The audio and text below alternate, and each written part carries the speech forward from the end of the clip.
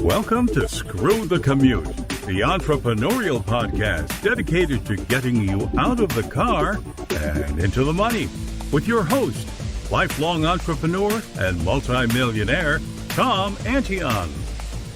Hey everyone, it's Tom here with episode 611 of Screw the Commute podcast.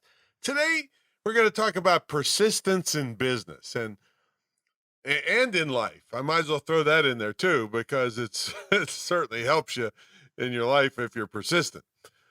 It's a little bit different from my normal fare of how-to stuff, but it's critically important because if you don't have persistence, all the cool techniques in the world that I can teach you about business and professional speaking and everything else that I teach won't help you succeed.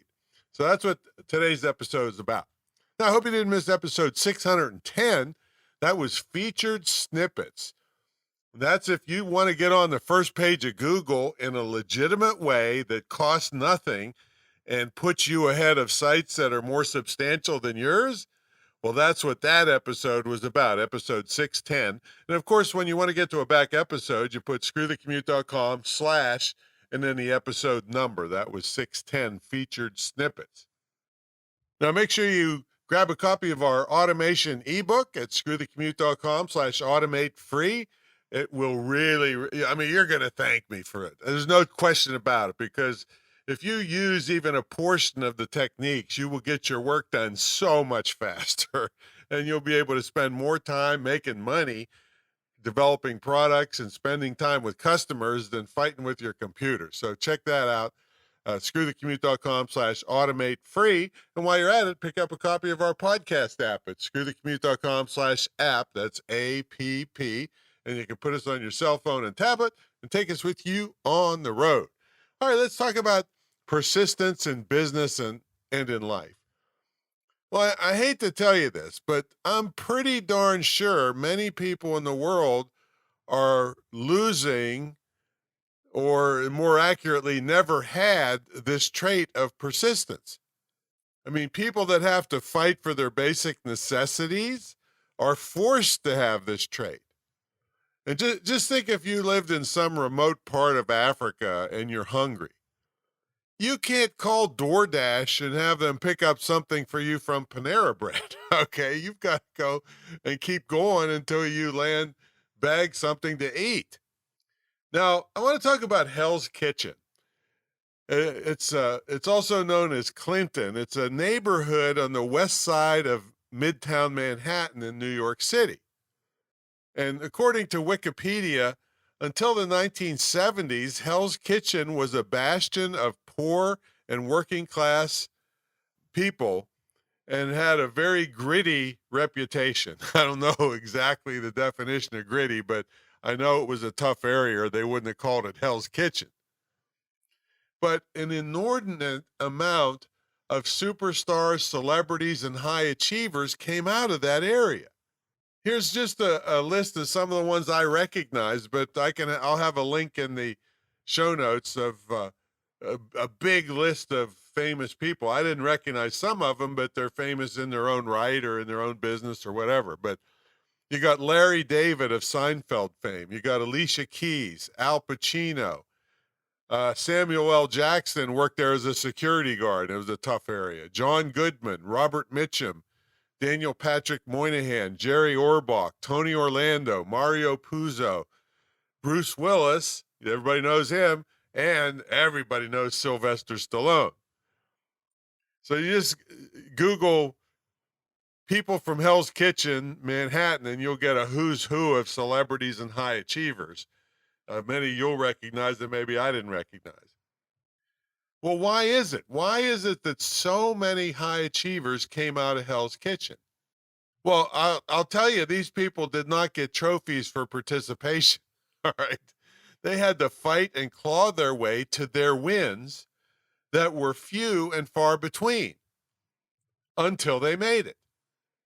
And then almost all of them continued to struggle and fight it out to stay on top.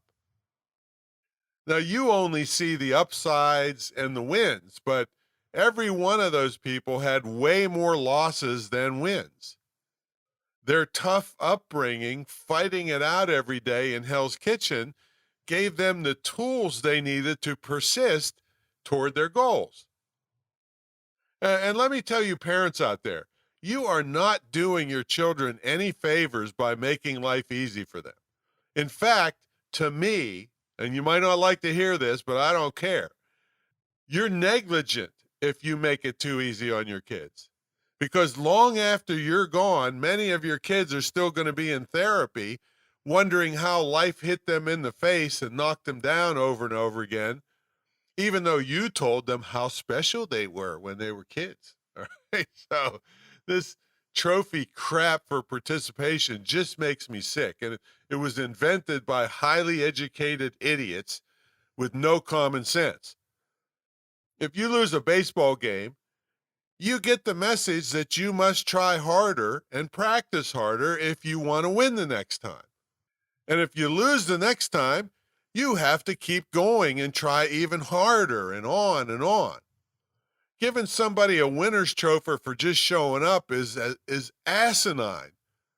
You can't get any more asinine as that. You freaking morons that go along with this. I mean, this is a perverse and a stupid idea. Nobody in my hometown that has common sense, that's a small town, would go along with this stupid, idiotic crap that you're doing to kids.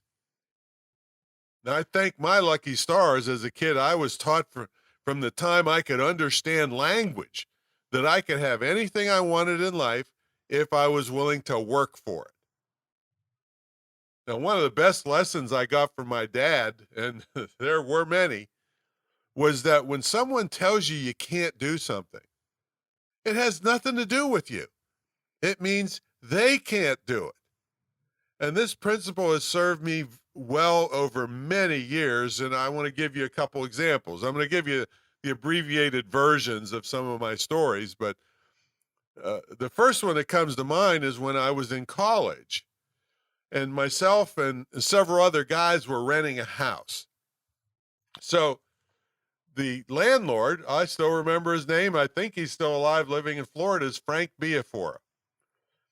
And he would come over to work on the house. And I would say, hey, Frank, I'll help you put those gutters up, but you teach me what you're doing, okay? So this was an old house, so this went on all semester with him coming over, working on stuff, and I helped him.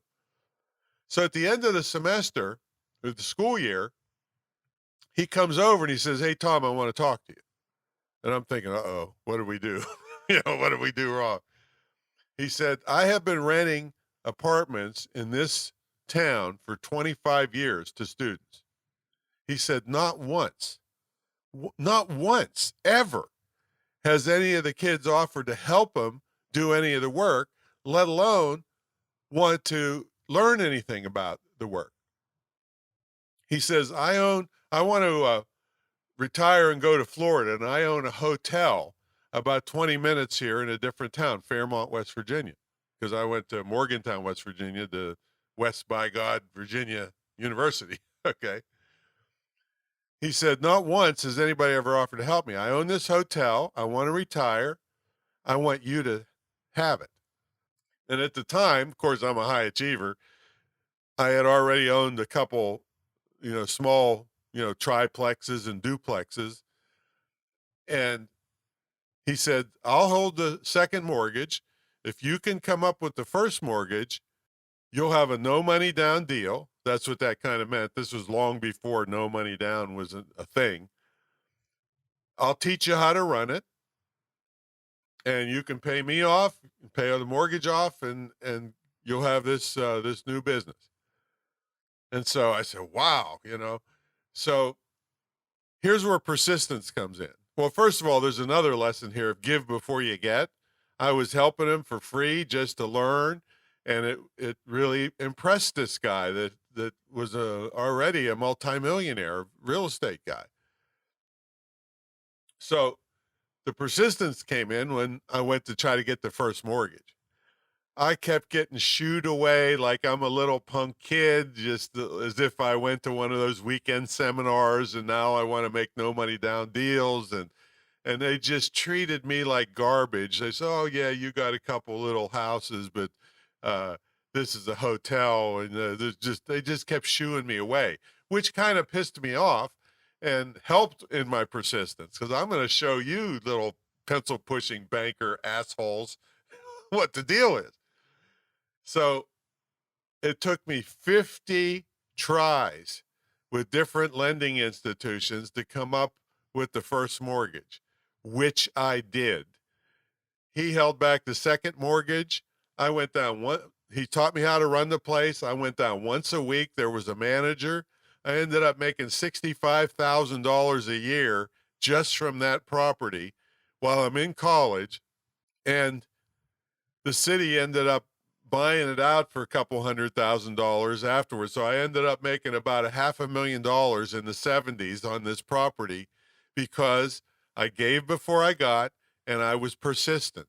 Now with this entitled generation, they want everything and give nothing.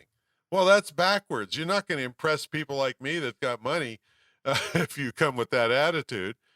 So it doesn't take much for this generation to really step up above their colleagues and their whatever millennial, whatever darn thing they call each other now. But persistence is not taught nowadays. It's like you should get everything for doing nothing. That's just so stupid. I mean, that's why I'm working on a book called Highly Educated Idiots. It's true. I am collecting all these stories. But that's a story of persistence that really kicked off. I mean, I was doing okay with what I was doing, and I ended up buying a nightclub and all that. Well, yeah, that story is good too. People were telling me, "Oh, you can't put a nightclub out where you're doing it," and I said, "Well, I didn't even say anything. I'm thinking you can't." That's what my dad taught me. They can't do it. I can do it. You can't do it. So I went out and did it. I started a big nightclub, the second biggest nightclub in the state. So that's another story that I'll save for another day. And then this retreat center that I'm recording this in now, it's a multi-million-dollar property. I was bragging to people, I'm going to get a no money down deal on this place. And all the mortgage brokers, everybody's telling me, you can't do that. You're crazy. There's no way.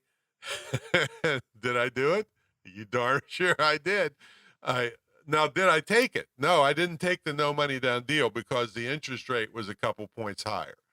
So, but I did land a no money down deal on this retreat center because I kept persistent. I kept going. I kept, clawing and scratching to get where I was going to go. So yes, I'm not just preaching, of ideas to you. I've lived this my entire life. Thank God I had a good dad that taught me this skill. It is a skill. You can learn this skill. Now, I was ingrained with it since I'm a kid, but you can learn this, and you might have to stretch a little bit if you've been, handed everything your whole life. But if it's not going well for you, maybe it's time for a change. Do something different to change the course of your life and then pass it on to your kids. So anyway, that's my little rant on being persistent and my rant against participation trophies and all that ridiculous, idiotic PhD bullshit. That's not helping kids, and that's why the country's in trouble, because some of these people are taking over. They're getting old enough to get into power and ruining the darn country. So anyway, you don't have to let that happen to you and your family. So be persistent. And hey, if you want to be persistent and learn how to do internet stuff, well, you can't find anybody more persistent than me, since I've been doing this since the commercial internet started in 1994, and persistently helping thousands of entrepreneurs along the way. So I'd love to help you. So check out my program at greatinternetmarketingtraining.com. And hey, if you have kids, get them involved. I'll talk to them personally and encourage them to be, something better than they might be had they not had this kind of training and encouragement from you and other people in their life, because the average person is not going to tell you this kind of stuff. The average person is just going through life entitled. and that's not going to help your kids or you. All right, that's my story, and I'm sticking to it. We'll catch you all in the next episode. See you later.